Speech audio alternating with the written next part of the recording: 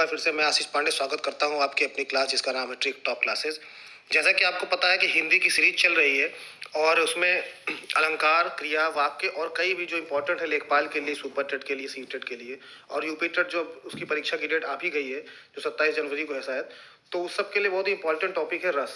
तो इसको आज शुरू करेंगे। जिसने चैनल को सब्सक्राइब ना किया वो सब्सक्राइब भी कर ले प्लीज़ और अंत तक पूरा वीडियो देखिए। ये पार्ट 1 है रस का। सारे वीडियो रस के जितने भी होते हैं वो सारे कवर करा दिए जाएंगे 2 पार्ट में। ऐसे अलंकार भी कवर करा दिया गया है, अगर उसको ना देखे हो तो देख सकते हैं। जैसे कि मैंने आपको अलंकार बताया था कि कोई भी कवि है या कोई भी वक्ता है वो अपनी बात कितने अच्छे ढंग से कह सकता है, तो उसके लिए जो है अलंकार हो गए, रस हो गए, ये सारी चीज़ जरूरी होती हैं। वो जितना अच्छा उनका इस्तेमाल करेगा उतना ही उसकी जो बात है वो दूसरों के सामने पहुंचेगी अच्छे से और वो उसको आसानी से समझ सकता है। तो जैसे कि रस का सीधा सा फंडा ये है कि रस से हम ये जान सकते हैं कि देखिए, अब जैसे कि आपको शरबत दिया गया तो शरबत मीठा है, ठीक है, तो मीठा है तो आपको पता है कि हाँ ये मीठा रस है, ठीक है। वही अगर आपको चटनी दे दिया क्या कहते हैं उसके लिए समोसे के साथ, तो आपको कड़वी लगेगी या नमकीन लगेगी। तो अलग अलग फ्लेवर होते हैं जो क्या कहते हैं खाने को या डिश को अलग अलग तरीके से अच्छा बनाते हैं। तो उसी तरीके से रस होता है जो क्या कहते हैं कवि जो भी कहना चाहता है वो किस भाव में कहना चाह रहा है, क्रोधित भाव में कहना चाह रहा है, शांत भाव में कहना चाह रहा है, प्रेम की बात हो रही है कि दुश्मनी की बात हो रही है कि जान से मार देंगे, क्या किस तरह की बातें हो रही हैं कि क्या कहते हैं वात्सल्य की बात हो रही है, कहीं पे दया की बात हो रही है। तो वो सारी चीज़ें आपको कैसे पता चलेंगी? उस सारी चीज़ें पता करने के लिए जो फ्लेवर होता है उसी को रस कहते हैं। रस का शाब्दिक अर्थ क्या होता है? रस का जो शाब्दिक अर्थ होता है वो आनंद होता है। काव्य को पढ़ने या सुनने से जिस आनंद की अनुभूति होती है उसे ही रस कहा जाता है। रस को काव्य की आत्मा भी कहा जाता है, ठीक है। रस, छंद और अलंकार काव्य रचना के आवश्यक अवयव होते हैं, ठीक है। पाठक या श्रोता, पाठक को ऐसे मतलब पाठक जी नहीं, पाठक यानी कि जो पढ़ रहा है और श्रोता यानी कि जो सुन रहा है, उसके हृदय में जो स्थायी भाव आ जाते हैं और वही संयुक्त रूप से विभाव के साथ मिलकर के रस के रूप में आ जाते हैं। रस को काव्य की आत्मा या प्राण तत्व माना गया है। भरत मुनि ने रस की परिभाषा दी है। रस की उत्पत्ति के लिए सबसे पहले श्रेय जो जाता है, जो क्या कहते हैं उसका श्रेय जाता है, जो उसका आभार प्रकट किया जाता है वो भरत मुनि को ही किया जाता है। इन्होंने लिखा था नाट्यशास्त्र। ये इंपॉर्टेंट है क्योंकि ये पूछा भी गया है कि भरत मुनि द्वारा किस रचित रचना में रस का जिक्र किया गया है, तो वह है नाट्यशास्त्र। इसमें रस के 8 प्रकारों को बताया गया है, ठीक है। रस के 8 प्रकारों को बताया गया है। ये हो गया। अब रस का केंद्र जो है रंगमंच है। भाव रस नहीं उसका आधार है, किंतु भरत ने स्थायी भाव को ही रस माना है। भाव रस नहीं होता, वो उसका बेस है, लेकिन जो भरत है उन्होंने स्थायी भाव को ही रस माना है। रस के कितने अंग होते हैं? रस के 4 अंग होते हैं, विभाव, अनुभाव, संचारी भाव और स्थायी भाव, ठीक है। एक एक करके सबको समझेंगे। विभाव विभाव क्या होता है, अनुभाव क्या होता है, संचारी भाव क्या होता है और स्थायी भाव क्या होता है। विभाव का मतलब ये होता है कि जैसे कोई व्यक्ति है, पदार्थ या अन्य व्यक्ति के हृदय में भावों को जगा देता है। जैसे हमारे अंदर भाव आ गए। अगर मान लीजिए आपने किसी कोरोना काल में, लॉकडाउन में आपने देखा होगा लोग बम्बई दिल्ली से चले आ रहे हैं पैदल बेचारे, और कई कई सीन उसमें ऐसी दिखी कि एक महिला सूटकेस के ऊपर बच्चे को लिटा करके लिए जा रही है, तो उसको देख के आपके अंदर क्या भाव आया? दया का भाव आया, करुणा का भाव आया, व्याकुल हुए, मन विचलित हुआ, एक भाव वो आया, वो भी आपका एक भाव है, ठीक। अब वही आपने राम मंदिर का निर्माण हो गया, आपके अंदर एक अलग भाव आ गया, ठीक है, आपके अंदर ऊर्जा का भाव आ गया। उसके बाद आपसे ये कह दिया जाए कि अभी CDS बिपिन रावत जो उनका प्लेन क्रैश हो गया है, वो घटना देख करके आपके मन में क्या भाव आया? तो दुख का भाव आया, शोक का भाव आ गया। तो कुल मिला के ये सारी चीजें हैं। जैसे अभी मान लीजिए भारत पाकिस्तान का मैच हो रहा है, तो उसमें कैसा भाव आता है? इंडिया जीत जाती तो कैसा भाव आता है? रोमांच का भाव आता है। तो वो सारी चीजें जो भाव हैं आपके मन में पैदा होती हैं और जिन कारणों से पैदा होती हैं उसी को रस का विभाव कहते हैं। इसीलिए इनको जो है कारण रूप भी कहते हैं, इनको कारण रूप भी कहा जाता है। ये देखिए, अब ये 2 तरीके के होते हैं, एक आलंबन विभाव, ठीक है, और एक उद्दीपन विभाव। आलंबन विभाव स्थायी भाव के प्रकट होने का जो मुख्य कारण होता है वही आलंबन विभाव होता है। वही क्या होता है? आलंबन विभाव। जैसे कि जिसका सहारा पा करके स्थायी भाव जगते हैं। जैसे कि प्रेम की अगर बात हो तो नायक और नायिका यानी कि हीरो हीरोइन, ठीक है, तो वहां पे जो भाव जगेगा वो आलंबन विभाव कारण जगेगा। ये 2 तरह के होते हैं, कौन से? आश्रय और विषयालंबन, ठीक है। आश्रय आलंबन और विषयालंबन, देखिए 2 तरीके के होते हैं। एक होता है आपका आश्रय आलंबन और एक विषय आलंबन। जिसका आलंबन का सहारा पाकर स्थायी भाव जगते हैं वो तो आलंबन हो गया, ठीक है, आलंबन भाव हो गया। इसके 2 पक्ष हो गए, आश्रय और विषय आलंबन। आश्रय, जैसे कि आश्रय के मन में भाव जगते हैं तो वह आश्रय आलंबन कहलाता है। जैसे भगवान राम है, उनके मन में सीता जी के प्रति प्रेम का भाव जगता है, यानी रति का भाव जगता है। किसका? रति का भाव जगता है, रति, ठीक है, रति का भाव जगता है। ये श्रृंगार रस का स्थायी भाव है, इसके बारे में आपको आगे बताते हैं। तो सीता जी के लिए भगवान राम के मन में प्रेम का भाव जगा, रति का भाव जगा, तो यहाँ पर राम जी क्या होंगे? राम यहाँ पर आश्रय होंगे, ठीक है, क्योंकि उनके मन में भाव जगा है, इसलिए वहां पे ये आश्रय होंगे। लेकिन अगर राम के मन में सीता के प्रति रति का भाव जगते हैं, ठीक है, जैसे राम के मन में सीता के प्रति रति का भाव जगते हैं, ठीक है, तब क्या होगा? तब यहाँ पर विषया आलंबन होगा, मतलब जिसके प्रति, सीता के प्रति जगह, तो सीता के प्रति, तो सीता यहाँ पे क्या हो गई? वो विषया आलंबन हो गई। मतलब राम के मन में जगह प्रेम भाव, तो वो आश्रय आलंबन हो गए, और सीता के प्रति जगह तो वो विषय आलंबन हो गई, ठीक। उद्दीपन विभाव किसको कहते हैं, इसको देख लेते हैं। अब जिन वस्तुओं या परिस्थितियों को देखकर स्थायी भाव उत्पन्न होते हैं उन्हें उद्दीपन विभाव कहते हैं, ठीक है। जैसे कि चांदनी हो गया, कोयल कूक रही है, एकांत स्थल है, सन्नाटा देख करके डर का भाव हो गया, रमणी कहीं पार्क में गए हैं तो वहाँ पे रोमांचित हो गए, ठीक है। कहीं आप शाहरुख खान की रोमांटिक मूवी देखिए तो आपके अंदर प्रेम का भाव प्रकट होगा। अभी जल्दी में पुष्पा रिलीज हुई है, उसको देखिए, आपके अंदर एक्शन का भाव क्या प्रकट होगा। कल 83 मूवी आने वाली है, जो कि 1983 में जो वर्ल्ड कप जीते थे कपिल देव जी, उसके ऊपर है। उस मूवी को आपके अंदर देख के आपके अंदर देश प्रेम की भावना, इमोशन जगेंगे। तो जिस वस्तु या परिस्थितियों को देख करके स्थायी भाव उत्पन्न हो, है ना, वो आपके उद्दीपन विभाव कहलाते हैं, ठीक है, उद्दीपन विभाव कहलाते हैं। अब दूसरा है आपका अनुभाव। क्या होता है अनुभाव? किसको कहते हैं?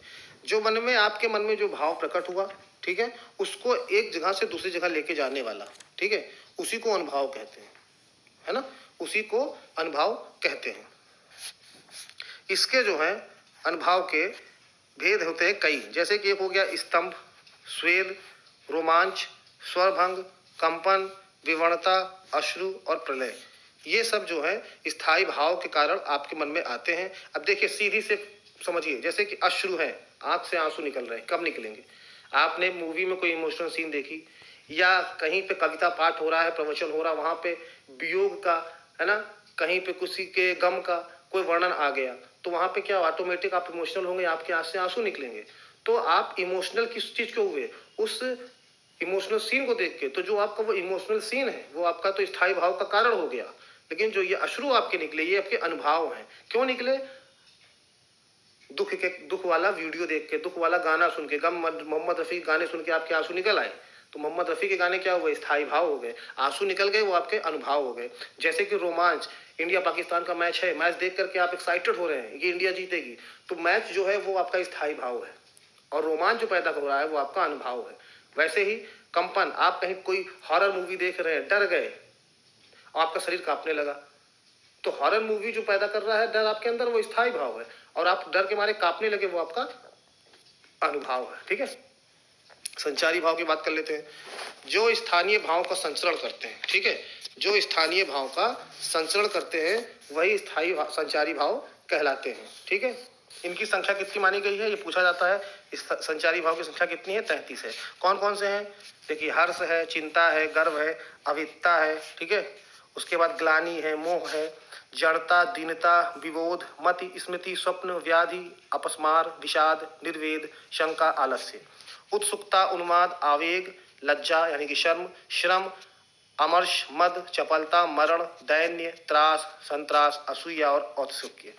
उसके बाद उग्रता, चित्रा, धृति, वितर्क और निद्रा। ये 33 है संचारी भाव की संख्या।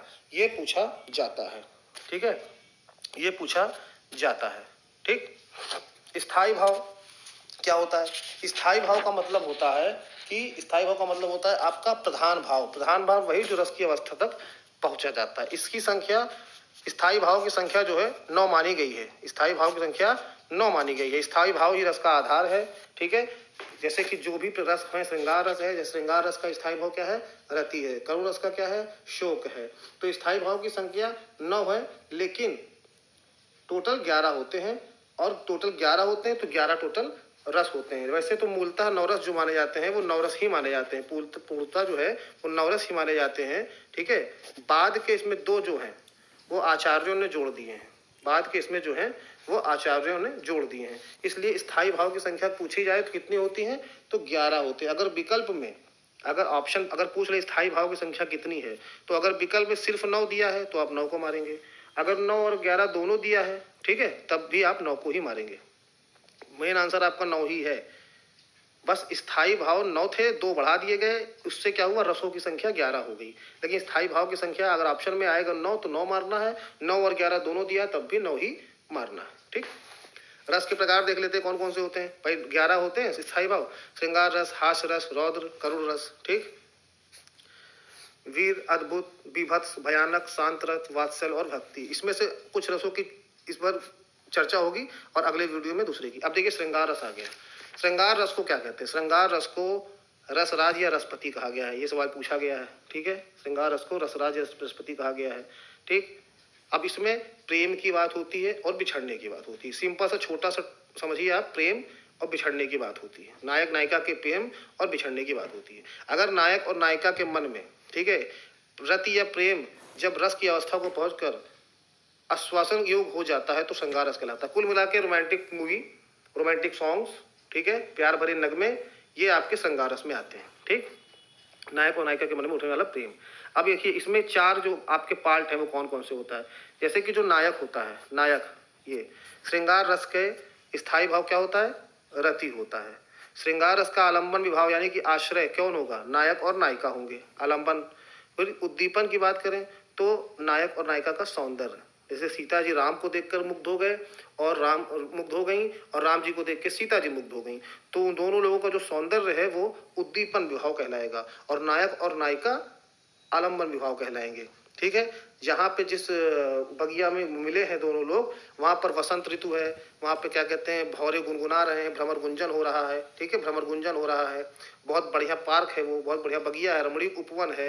वहाँ पे जो ऋतु है उस वक्त वसंत ऋतु चल रही है, पक्षियाँ कू कू कू कर रही हैं, तो वो सारा जो माहौल बना है, जैसे कि आप करण जौहर की मूवी देखिए आप, ठीक है, या मोहब्बतें यशराज चोपड़ा की मूवी देखिए, तो जो रोमांटिक सीन दिखाते हैं उसके अगल माहौल इतना अच्छा बना देते हैं, तो वो जो माहौल चारों तरफ बना दिया कि कोयल कूक रही है, ये है, वो है, दुनिया भर की चीज़ें, वो सारी चीज़ें क्या हैं, वो आपकी उद्दीपन विभाव हैं। ठीक है, और नायक और नायिका, हीरो हीरोइन उसमें गाना गा रहे हैं, वो आपके आलम्बन विभाव है। श्रृंगार रस का अनुभव क्या होता है? अवलोकन, मतलब देखना, स्पर्श यानी कि छूना, टच करना, उसके बाद आलिंगन, गले लगा लेना, ठीक है, एक दूसरे पे कटाक्ष मारना, और फिर जब क्या कहते हैं जुदाई हो तो आंसू बहने लगते हैं, तो वो होता है वियोग श्रृंगार। तो ये अनुभव हो गया। ठीक, और संचारी भाव क्या हो गया? हर्ष, जड़ता, निर्वेद, अभिलाषा, चपलता, आशा, स्मृति, रुदन, आवेग, उन्माद, ये सब संचारी भाव हो गए। तो आशा कर रहे हैं आपको समझ में आ रहा होगा। उदाहरण देख लीजिए श्रृंगार रस के। दूल्हा श्री रघुनाथ बने, दुलही सिय सुंदर मंदिर माही, गावत गीत सबय मिली सुंदरी, वेद जुआ जुरी विप्र पढ़ाई, राम को रूप निहारित जानकी, कंकन के नग की परछाही, यातय सबय भूल गई कर, टेक रही पर टारत नाही। ये तुलसीदास जी की रचना है। ठीक है, ये जो है तुलसीदास जी की रचना है। अब इसमें क्या है? इस पद में स्थायी भाव क्या है? रति, श्रृंगार रस है ये। राम क्या है? आलंबन है। सीता क्या है? आश्रय। नग में पड़ने वाला राम का प्रतिबिंब उद्दीपन है। मतलब सीता जी राम को देख रही है कहाँ पे? अंगूठी में जो राम जी का प्रतिबिंब बन रही है, जो परछाई बन रही है, जो अंगूठी में उनकी फोटो आ रही है, उसको देख करके सीता जी उनके ऊपर मुग्ध हो रही हैं, मोहित हो रही हैं। तो जो अंगूठी है जिसमें राम का प्रतिबिंब दिख रहा है वो उद्दीपन है, उसके वजह से सीता जी हो रही, तो उद्दीपन है। और उस प्रतिबिंब को देखना, हाथ टेकना, अनुभव, हर्ष एवं जड़ता, ये सब क्या है? संचारी भाव है। उसको देख रही हैं, ठीक है, उस प्रतिबिंब पे हाथ, अंगूठी पे हाथ फेर रही हैं, खुश हो रही हैं, ये सब क्या? संचारी भाव है। और इसमें क्या है? संयोग श्रृंगार है। इसमें संयोग श्रृंगार है, वियोग श्रृंगार नहीं है। वियोग जब बिछड़ना होता है तब आता है वियोग श्रृंगार। जैसे रे मन आज परीक्षा तेरी, सब अपना सौभाग्य मनावें, दरस परस निश्रेयस पावें, उद्धारक चाहे तो आवें, यही रहे यह चेरी। ये मैथिली शरण गुप्त की रचना। इसमें क्या है? स्थायी भाव क्या है? रति। ठीक, यशोधरा आलंबन, उद्धारक गौतम के प्रति यह भाव कि वे चाहे तो आवें, वे चाहे तो आए, ना चाहे तो ना आए। तो वे चाहे तो आवे, ये आपका उद्दीपन है, क्योंकि उनके चाहने पर डिपेंड करता है। मन को समझाना, उद्बोधन, ये अनुभव है। और यशोधरा का प्रणय, मान तथा मति, वितर्क, अमर, संचारी भाव है। ठीक है, इस छंद में विप्रलम श्रृंगार है। इस उदाहरण को याद रखिएगा। ठीक, ऐसे बतरस लाज लाज की मुरली धरी लुकाए, सौ करे भवन से दैन के नट जाए। ठीक, तरन तरुजा तर टमाल तरुवर बौछाए, ये सब भी जो है आपके श्रृंगार रस के उदाहरण हैं। ठीक, दो तरह के होते हैं श्रृंगार रस, संयोग श्रृंगार और वियोग श्रृंगार। ठीक, संयोग श्रृंगार और वियोग को ही बोलते हैं विप्रलंभ। संयोग श्रृंगार में नायक और नायिका के मिलन की बात होती है। ठीक है, संयोग श्रृंगार का उदाहरण देखिए, मैंने बता दिया, बतरस लाल की मुरली धरी रुकाए, सह करे भवन हंसे, देन कहे नठ जाए। ये किसकी रचना है? बिहारी लाल की। ये भी आप याद रखिएगा। वियोग श्रृंगार एक दूसरे के प्रेम में अनुरक्त नायक और नायिका के मिलन के अभाव, यानी कि मिल नहीं पा रहे हैं, बिछुड़ गए हैं, वहां पे विप्रलंभ या वियोग श्रृंगार होता है। जैसे निशिदिन बरसत नयन हमारे, सदा रहति पावस ऋतु हम पे, श्याम जब ते श्याम सिधारे। जब से श्याम गए हैं तब से हमारे जो नयन हैं वो दिन भर आंसुओं की तरह बरसते रहते हैं और हम परेशान हैं कुल मिला के। तो ये क्यों है? श्याम जो है चले गए हैं, मतलब भगवान कृष्ण कहीं चले गए। तो ये क्या है? वियोग श्रृंगार का उदाहरण है, सूरदास जी ने लिखा है। ये तो वियोग श्रृंगार को ही विप्रलंभ श्रृंगार कहते हैं। हास्य रस की बात कर लेते हैं। हास्य रस यानी कि हंगामा मूवी आपने देखी होगी, राजपाल यादव की, भूल-भुलैया देखी होगी। तो जितने भी कॉमेडी मूवी हैं, इन सब में क्या आता है? इसमें हास्य रस ही आता है। जैसे किसी व्यक्ति के, किसी जोकर को, आप सर्कस में गए तो जोकर को देख के हंसी आती है, उसके वेशभूषा को देख के हंसी आती है। कहीं नौटंकी उटंकी हो रही तो वहाँ देखिए कैसे वो लोग आंख और भाव अपना करते हैं, तो उन सबको देख करके हंसी आती है। रामलीला जब होती है, अब देखिए उसमें कोई ना कोई कॉमेडियन रहता है, तो उन सबको देख के हंसी आती है। तो वो जब हंसी का भाव उत्पन्न होगा, यानी हास्य रस का भाव उत्पन्न होगा, तो वहीं पे हास्य रस हो जाता है। इनका स्थायी भाव क्या होता है? इसका स्थायी भाव हास होता है। ठीक है, तो अब देख लीजिए स्थायी भाव क्या होता है? हास। आलम्ब की बात करें यानी आश्रय की, तो विकृत वेशभूषा आकार एवं चेष्टाएं, मतलब जोकर जो विकृत वेशभूषा, ऊट पटांग कपड़े पहन लेगा, ठीक है, नाक पे वो लगा लेगा रेड कलर का, मुंह पेंट कर लेगा, आकार बनाएगा, मुंह बनाएगा, चेष्टाएं अलग अलग तरीके, तो वो क्या है? आलम्बन है। उद्दीपन विभाव जिसके कारण, यानी आलम्बन की अनोखी आकृति, बातचीत और चेष्टाएं, जो वो उटपटांग बोलेगा, ठीक है, ऐसा बोलेगा कि आपको हंसी आए, तो वो चीज़ क्या है? उद्दीपन हो गई। अनुभव यानी कि आप उसको देख कर जो मुस्कान आ रही है, ठीक है, आंखें मिचमिचा रही हैं, ठीक है, और हंस रहे हैं, वो आपका भाव है। ठीक, और संचारी भाव जो आपके अंदर हर्ष का भाव, आलस्य, निद्रा, चपलता, कमान, उत्सुकता आदि, ये सब संचारी भाव हैं इसके। केशवदास ने 4 प्रकार के हास का उल्लेख किया है। मंद हास यानी जिसको क्या कहते हैं? मन ही मन मुस्कुराना। ठीक, क्या कहते हैं? मन ही मन मुस्कुराना। कलहास मतलब हंसना। ठीक, अतिहास मतलब कि जो है दांत चियार के हंसना, कहते हैं ही हंस दे रिंकिया के पापा, तो ही रिंकिया के पापा जो हंसे हैं वही अतिहास है, अतिहास। और परिहास मतलब किसी का मजाक उड़ाना, दूसरे का परिहास, किसी का मजाक उड़ाना, वो परिहास हो गया। तो 4 प्रकार के हास का उल्लेख केशवदास जी ने किया है। अब इसको उदाहरण देख लीजिए। हाथी जैसा थे, गेंडे जैसी चाल, तरबूज जैसी खोपड़ी, खरबूजे से लगाल। बुरे समय को देखकर गंजे तू क्यों रोए, अरे किसी भी हालत में तेरा बाल न बाका हो। अब भाई गंजा जो है कि कौन सा बुरे समय को देख के रो रहा है? किसी भी बुरे हालत में उसका बाल थोड़ी बाका हो पाएगा। तो ये क्या है? कॉमेडी है, हास रस है। कोई कील चुभाए तो उसे हथौड़ा मार, इस युग में चाहिए जस को तस व्यवहार। ठीक, तो ये आपका जो है, ये आपका हास रस आ जाता है। ठीक है, रौद्र रस की बात कर लेते हैं। रौद्र, अब हास की बात हो गई, अब रौद्र रस यानी एक्शन मूवी की बात हो रही है। यानी कि जान लीजिए, रौद्र रस एक काव्य कला से इसका स्थायी भाव क्या होता है? इसका स्थायी भाव क्रोध होता है, इसका स्थायी भाव क्रोध होता है, इसका स्थायी भाव क्रोध होता है। ठीक है, धार्मिक महत्व के आधार पर इसका वर्ण रक्त, यानी कि इसका जो रंग निर्धारित किया गया है वो लाल है, और इसके जो देवता है वो रुद्र है, भगवान रुद्र हैं, शंकर जी। तो स्थायी भाव क्रोध होता है। इसका आलंबन क्या होगा? आलंबन होगा जैसे जो आपका शत्रु होगा, जिसको आप मारने की चेष्टा करेंगे, जो जिसने आपको गुस्सा दिलाया है, वो आपका आलंबन है। जिसने आपको गलत बात कही, जिसने आपको गाली दी है, उसको वजह से आप गुस्सा आ गया है, वो है आलंबन। ठीक है, और जो उसने गाली दी है, जिस वजह से गुस्सा आया है, वो क्या है? रौद्र रस का उद्दीपन है। ठीक, अनुभाव, आपको गुस्सा आया, आपका मुंह लाल हो गया, दांत पीसने लगे, खुद की कहने लगे, जैसे होता नहीं है कि हा हा हा मैं रावण हूँ, मैं तुमको देख लूंगा, खुद ही अपनी प्रशंसा करने लगे, मैं, मेरे 10 सिर हैं, ये है वो है। तो ये सब क्या है? ये अनुभाव है। आप अपना हथियार चाहने लगे, भौहें चढ़ाने लगे। ठीक है, ये सब अनुभाव है। और संचारी भाव क्या है? इसका आवेग, अमर्ष, उग्रता, उद्वेग, ये सब क्या है? संचारी भाव है। देखिए, दोनों में, रौद्र रस में और वीर रस में एक छोटा सा कॉमन सा अंतर है। रौद्र रस और वीर रस में आलंबन समान होते हैं। आलंबन यानी कि दोनों में आपके विपक्षी होंगे। भाई वीर रस भी तभी आप वीरता कहलाएंगे जब अपने विपक्षियों को मारेंगे, अपने विपक्षियों से जीत जाएंगे। ठीक है, तो विपक्षी दोनों में सेम है, यानी आलंबन दोनों में सेम है, बस स्थायी भाव भिन्न भिन्न होंगे, स्थायी भाव भिन्न होंगे। वीर रस का मतलब उत्साह है। जैसे वीर रस क्या होता है? आप अपने धर्म को बचाने के लिए, ठीक, आप अपने जनता को बचाने के लिए, आप अपने प्रजा को बचाने के लिए, अपने राज्य को बचाने के लिए कहीं युद्ध कर रहे हैं, तो वो आपका वीर रस हो गया, आपके अंदर उत्साह है। और रौद्र रस का मतलब आप छोटी छोटी बात पे गुस्सा आ जा रहा है, तो वो आपका रौद्र रस है। तो आलंबन समान है, बाकी अलग अलग, यही वीर रस में अंतर है। वीर रस में उत्साह की का स्थायी भाव उत्साह होता है और रौद्र रस में क्रोध होता है। रौद्र रस का उदाहरण है, बोरो सवे रघुवंश कुठार की धार में बारन बाजी शरथ ही, बाण की वायु उड़ाई के लक्षण लक्ष्य करो अरिहा समर्थ ही, राम ही बाम समेत पठय बन कोप के भार में बूझो भर्थ ही, जो धनु हाथ धरे रघुनाथ तो आज अनाथ करो दस रथ ही। ये है रौद्र रस का उदाहरण। वैसे भी रौद्र रस के छोटे मोटे भी उदाहरण हैं। ये उदाहरण दिया गया है, ये परशुराम जो है और राम लक्ष्मण जो परशुराम जी का जो संवाद होता है वहां पर है ये, ठीक है। तो यहाँ पे जो परशुराम जी हैं वो आपके आश्रय आलम्बन है, ठीक। राम और लक्ष्मण जो है वो आलम्बन है। शिव का धनुष जो तोड़ा गया है, जिसके कारण परशुराम जी को गुस्सा आया है, तो वो आपका उद्दीपन हो गया।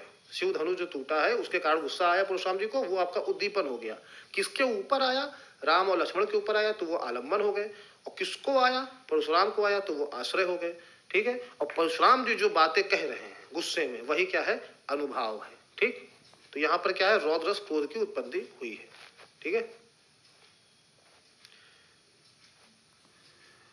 और भी इसके उदाहरण है, स्क्रीनशॉट ले लीजिएगा। उस काल मरे क्रोध के तन कांपने, उसका लगा मानो हवा के जोर से सोता हुआ सागर जगा।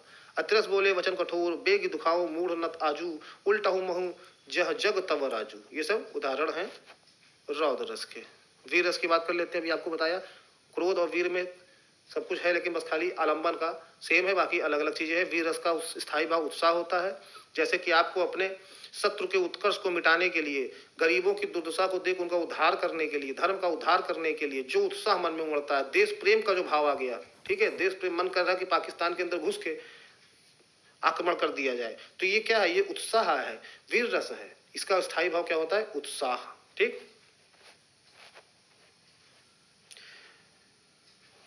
वीर रस के अवयव क्या क्या है? स्थायी भाव की बात कर लेते हैं तो उत्साह है। आलंबन यानी कि जो आपका शत्रु है वो आपका आलंबन है, और यही शत्रु रौद्र रस में भी होता है, दोनों समान होता है आलंबन, बस उद्दीपन अलग है। इसमें उद्दीपन क्या है? शत्रु का पराक्रम, शत्रु का अहंकार, ठीक है। रणवाद, यश की इच्छा। जैसे रावण को राम ने मारा, तो रावण के अंदर क्या था? पराक्रम था, अहंकार भी था, वो चाहता था उसी का नाम रहे, तो ये उसका उद्दीपन अनुभाव, इसी कारण वो मारा गया। अनुभाव क्या है? कंपन, धर्म, मतलब धर्म के अनुकूल आचरण, ठीक है। प्रहार करना, रोमांच होना, ये सब अनुभाव है। संचारी भाव चपलता, धृति, मति, स्मृति और उत्सुकता, ये सब संचारी भाव। वीर रस के चार भेद। दानवीर यानी कि भाई बहुत लोग दानवीर होते हैं, बहुत लोग धर्मवीर होते हैं, कुछ लोग युद्धवीर होते हैं, कुछ लोग दयावीर होते हैं। ये चार वीर रस के भेद होते हैं। स्पष्टीकरण के साथ उदाहरण है कि मैं सत्य कहता हूँ सखे सुकुमार मत जानो मुझे, यमराज से भी युद्ध में प्रस्तुत सदा मानो मुझे, है और की तो बात क्या गर्व मैं करता नहीं, मामा तथा निजतात से भी युद्ध में डरता नहीं। ये किसने कहा?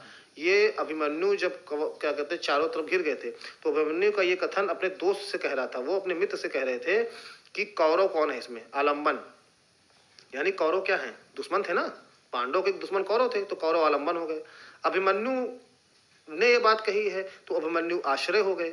चक्रव्यूह की रचना, चक्रव्यूह को तोड़ने की बात हो रही थी, तो वो उद्दीपन हो गया, ठीक है। चक्रव्यूह को तोड़ने की बात हो रही थी, तो चक्रव्यूह आपका क्या हुआ? चक्रव्यूह आपका उद्दीपन हो गया, ठीक। इसी को तोड़ना था। दुश्मन कौन थे? कौरव, आलम्बन हो गए। अभिमन्यु ने बात कही तो आश्रय हो गए, ठीक। और जो अभिमन्यु ने वाक्य कहा वही उसका अनुभाव का है। ये है आपका वीर रस का आलम्बन, उद्दीपन, आश्रय और अनुभाव। गर्व, औत्सुक, हर्ष आदि जो है क्या है? सर्व संचारी भाव। भाई अभिमन्यु ये बात कहते हुए गर्व महसूस हो रहा है, हर्ष हो रहा है, तो ये सारी चीजें क्या है? संचारी भाव है। इन्हीं सभी के संयोग से वीर रस की उत्पत्ति हुई है। एक और उदाहरण देख लीजिए। साजी चतुरंग सैन अंग में उमंग धारी, सरसा शिवाजी जंग जीतन चलत हैं, भूषण बनत नाद विहाद नगारन के, नदी नाद मद गए बरन के रलत हैं। प्रस्तुत पद में शिवाजी, जो शिवाजी है उनकी एक चतुरंगड़ी सेना थी, उसके बारे में वर्णन किया गया है। तो शिवाजी के हृदय में जो उत्साह है वो स्थायी भाव है। युद्ध को जीतने की जो इच्छा है वो क्या है? आलम्बन है। नगाड़ो जो बज रहे हैं वो उद्दीपन है, और हाथी जो इधर उधर अपना मदमस्त घूम रहे हैं वो अनुभाव है, और उग्रता जो है वो संचारी भाव है। तो इन्हीं सबसे मिलकर के वीर रस की स्थापना हुई। अब आ जाते हैं करुण रस पे। बात करते हैं करुण रस की। तो इसका स्थायी भाव क्या होता है? शोक होता है। इसका स्थायी भाव क्या होता है? शोक होता है। ठीक है, मैंने आपको जिक्र किया था ना, लॉकडाउन में सब आ रहे थे बम्बे से, यहाँ से, तो उन सबको देख के आपके अंदर एक शोक की भावना हुई, दया आई। तो इसमें किसी अपने का विनाश हो गया, किसी अपने का वियोग हो गया, कुछ कोई अपने प्रेमी से सदियों के लिए बिछड़ गया। ठीक है, दूर जाने का दुख, जो वेदना उत्पन्न होती है, वही आपका करुण रस होता है। ठीक है, वियोग श्रृंगार में भी ऐसा होता है, लेकिन वहां पर दूर जाने वाले से आशा बंधी रहती है कि मुलाकात हो जाएगी। वियोग श्रृंगार में कुछ दिन के लिए जाना होता है, लेकिन करुण रस यानी कि हमेशा के लिए कोई आपसे बिछड़ गया हो तो वहां पे करुण रस होता है। इसको ध्यान दीजिएगा, अगर आपसे कोई हमेशा के लिए, आपसे न करे, लेकिन ये कि उदाहरण है कि अगर कोई किसी से हमेशा के लिए बिछड़ रहा है, हमेशा के लिए, तो वहां पे आपका करुण रस होगा। और अगर कोई जा रहा है, जैसे कि कोई आर्मी के हमारे जवान हैं, अपने परिवार से छोड़ करके जा रहे हैं, छुट्टी थी, खत्म हो गई, फिर चले गए ये, लेकिन घर वालों को पता है कि हाँ लौट के वापस आएंगे, फिर छुट्टी होगी, तो वहाँ पर आपका जो है वियोग श्रृंगार होता है। लेकिन वहीं पर कोई आर्मी के जवान जो शहीद हो जाते हैं, वहाँ पे क्या है, वहाँ पे करुण रस हो जाता है, वहाँ पे करुण रस है। जब उसकी बात होगी तो करुण रस हो जाएगा। केशवदास ने रसिक प्रिया में प्रिय के विप्रिय करण को ही करुण करुण करुण की उत्पत्ति को कारण माना है। जैसे करुण रस के देवता का प्रश्न पूछा गया, तो इसमें क्या हुआ, यम के स्थान पर वरुण को मान्यता दी गई। करुण रस के देवता वरुण को मान्यता दी गई है। करुण रस के जो है उपकरण है स्थायी भाव, शोक हो गया। आलंबन यानी कि किसी चीज का बिछड़ना, किसी चीज को हमेशा के लिए खत्म हो जाना, नाश हो जाना, वह जो है मृत्यु है, वो सारी चीजें आपके आलंबन है। उद्दीपन जैसे कि किसी का अंतिम संस्कार हो रहा हो, ठीक है, दाह कर्म हो रहा हो, इष्ट के कुर्त है, उसके संबंधित वस्तुएं, जैसे कि किसी का जो कोई है बिछड़ गया है, खत्म हो गया है, उसकी चीजें देख करके मन में शोक करुण की भावना उत्पन्न हो रही है, तो वो आपका उद्दीपन हो गया। अनुभव यानी कि भूमि पर गिर जाना, जैसे कि किसी की आपने देखा होगा कि जो है कोई लॉकडाउन में कितना लोग विलाप कर रहे थे, कोई किसी की मृत्यु हो गई अचानक, तो हम छाती पीट रहे हैं, रो रहे हैं, प्रलाप कर रहे हैं, घर वालों को मूर्छा आ जा रही है, गिर जा रहे हैं, ये सारी चीजें अनुभव हो गई। और संचारी भाव की बात करें तो निर्वेद, मोह, अपस्मार, व्याधि, ज्ञालनी, स्मृति, श्रम, विवाद, जड़ता, दैन्य, उन्माद, ये सब संचारी भाव होते हैं। करुण रस के उदाहरण क्या है, हाय राम कैसे झेले हम अपनी लज्जा अपना शोक, गया हमारे ही हाथों से अपना राष्ट्रपिता पर लोग। ठीक है, जब दशरथ जी की मृत्यु हो जाती है तो ये करुण रस का उदाहरण है, क्योंकि वो क्या होता है, दशरथ जी हमेशा के लिए परलोक सिधार जाते हैं। हुआ ना यह भी भाग्य भागा, किस पर विकल गर्व यह जागा, रहे स्मरण ही आते, सखी में मुझसे कहकर जाते। इसमें कोई नारी है, उसके जो पति हैं वो चले गए हैं और क्या कहते हैं उनकी मृत्यु हो गई है, तो वही उनको याद करके कह रही है कि कम से कम मुझसे कह के तो जाते, लेकिन ऐसे कैसे चले गए। तो ये सब करुण रस के उदाहरण हैं। अभी तो मुकुट बंधा था मात, हुए कल ही हल्दी के हाथ, खुले भी ना थे लाज के बोल, खिले न थे चुंबन सोने कपोल। मतलब कोई सहरा बंधा है, शादी हुई है, उसके अगले दिन किसी की मृत्यु हो गई, तो उसी के बारे में कही जा रही है, तो वहां पर भी करुण श्रृंगार है। धोखा ना दो भैया मुझे इस भांति आकर के यहाँ, मझधार में मुझको बहाकर तात जाते हो कहाँ। सीता गई तुम भी चले, मैं भी न जीऊंगा यहाँ, सुग्रीव बोले साथ में सब जाएंगे वानर वहां। ठीक है, दुख ही जीवन की कथा रही, क्या कहूँ आज जो नहीं कही। तो ये सारी चीजें जो है करुण रस का उदाहरण है। हाय रुक गया यही संसार, बना सिंदूर अनल अंगार, वाताहत लतिका हुआ सुकुमार, पड़ी है छिन्नाधार। ये सुमित्रानंद पंत की रचना है। इन पंक्तियों में जो विनिष्ट पति, ठीक है, देखो सिंदूर अनल संगार, यहाँ पे पति और पत्नी की बात हो रही है। जो पति एक्सपायर कर गया, मृत्यु हो गई, वो आपका आलंबन है। ठीक है, मुकुट का बदना, हल्दी के हाथ होना, लाज के बालों का न खुलना, ये सब आपका उद्दीपन है।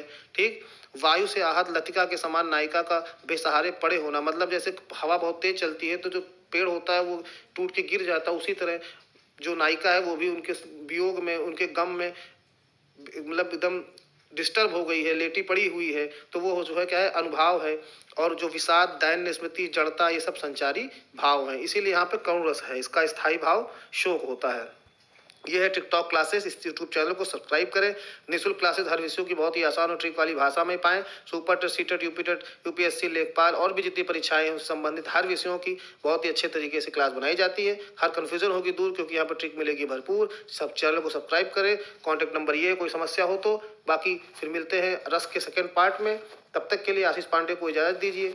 जय हिंद, जय भारत।